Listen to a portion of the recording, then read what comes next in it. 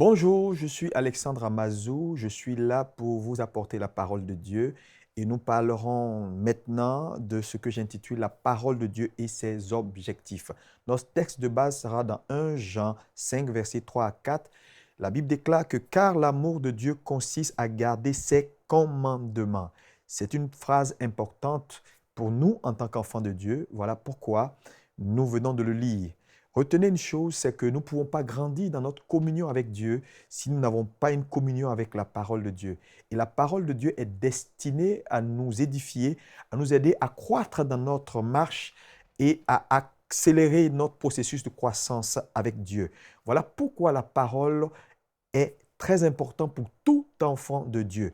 Et la parole de Dieu a des objectifs importants parce qu'elle fait un certain nombre de choses dans la vie de tout croyant qui la met au cœur de sa marche. La première chose que la parole de Dieu fait, c'est que la parole de Dieu nous révèle Dieu. Qu'est-ce que cela implique? Nous pouvons le lire dans 1 Jean 1, verset 1. La Bible dit au commencement était la parole était avec Dieu et la parole était Dieu. Donc la parole nous révèle Dieu. Connaître Dieu est essentiel pour grandir dans sa foi. Connaître Dieu est essentiel pour grandir dans sa marche chrétienne. Et donc la première chose que la parole fait, elle nous révèle Dieu. C'est très important de le comprendre. Deuxième chose, c'est que la parole nous régénère.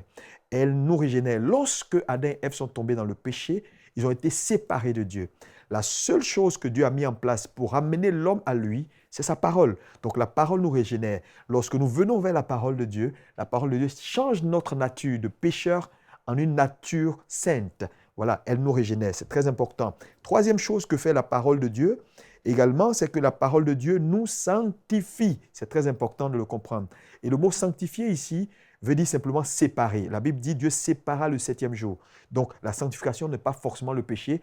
Donc quelqu'un qui est mis à part est sanctifié. Donc la parole de Dieu nous sanctifie, elle nous met à part pour pouvoir servir Dieu, parce que servir Dieu est une œuvre de sacrifice et il est très important d'être séparé. Malheureusement, beaucoup de gens dans leur marche avec Dieu, ne prennent pas le temps de permettre à Dieu de les séparer et de leur permettre de vivre une véritable vie de sanctification. Je vous exhorte, frères et sœurs, à laisser la parole de Dieu vous séparer. Parce que plus vous allez vers la parole de Dieu, plus elle vous amène à sortir de tout ce qui est charnel pour entrer réellement en contact avec tout ce qui est pur. Avoir un désir pour les choses pures, pour les choses qui plaisent au cœur de Dieu. Donc la parole de Dieu nous sanctifie. Quatrième objectif important de la parole de Dieu, c'est que la parole de Dieu nous oriente dans la prière. C'est très important ce point. Alléluia. Parce que nous ne savons pas ce qu'il nous convient de demander dans nos prières. Mais la Bible dit que le Saint-Esprit nous aide par des prières, des soupirs inexprimables. C'est très important. Donc lorsque nous prions, il est important de faire référence à la parole de Dieu parce que la véritable prière, c'est quoi? La véritable prière, c'est prier selon la parole. Rappeler à Dieu ce qu'il nous a dit. La Bible est très claire. Il dit, rappelez-moi mes promesses car je veille sur ma parole pour l'exécuter.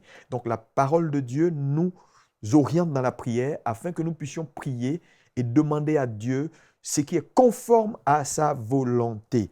Vous pouvez le voir également dans la parole de Dieu. Un autre objectif important, c'est que la parole de Dieu nous éclaire. Elle nous éclaire. Ça, c'est un point essentiel pour l'Église aujourd'hui. Nous avons besoin d'être éclairés. Et un homme qui est proche de la parole de Dieu est éclairé. Alléluia. Nous pouvons le voir dans le psaume 119, verset 105. Ta parole est une lampe à mes pieds. La Bible déclare que la parole de Dieu est une lampe à nos pieds. Donc la parole de Dieu nous éclaire, elle nous permet de marcher, elle nous permet de comprendre, d'avoir du discernement parce que nous sommes dans un monde aujourd'hui en difficulté où il y a beaucoup d'hérésie dans la foi chrétienne. Il y a beaucoup d'hommes de Dieu, beaucoup de choses qui se font et qui ne glorifient pas forcément le Seigneur. Donc nous avons besoin de la parole de Dieu comme boussole pour être éclairés dans notre marche avec Dieu. Et cela est nécessaire. Sixième chose importante, c'est que la parole de Dieu également fortifie notre foi. Ça, c'est très important. Romains 10, verset 17 dit ceci. Ainsi, la foi vient de ce qu'on entend et ce qu'on entend vient de la parole de Dieu. Donc, la parole de Dieu est destinée à fortifier notre foi, à permettre à notre foi d'être établie sur des fondements solides. La Bible dit, mon juste vivra par sa foi. Donc, il est très important que notre foi soit basée sur la parole de Dieu, non pas sur des souhaits, non pas sur des rites ou des rituels, non pas sur des dogmes, mais que notre foi soit ferme sur la parole. C'est pourquoi je voulais inviter chaque chrétien, quel que soit ce que vous recevez comme enseignement, aller à la vérification. Vérifier, tester ces enseignements par la parole de Dieu, parce que la parole de Dieu est ce qui doit faire figure d'autorité. Et le 7e point important comme objectif, c'est que la parole de Dieu nous communique la crainte de l'Éternel. Waouh, quelle chose extraordinaire. Aujourd'hui, nous sommes dans un monde en difficulté, un monde où peu de gens craignent réellement Dieu. Je voulais vous exhorter à vous rapprocher de la parole de Dieu parce qu'avec cette parole, la crainte de Dieu va grandir dans votre vie, grandir dans votre cœur et des choses exceptionnelles arriveront pour vous. Frères et sœurs, vous n'avez pas idée, Jésus a été très clair. Il dit, plusieurs viendront en ces derniers jours et diront, j'ai fait des miracles en ton nom, j'ai chassé des démons. Il dira, oui, vous l'avez fait. Je reconnais que c'est par mon nom que vous l'avez fait, mais vous, je n'ai jamais eu d'intimité avec vous. Donc, l'intimité est quelque chose de très important.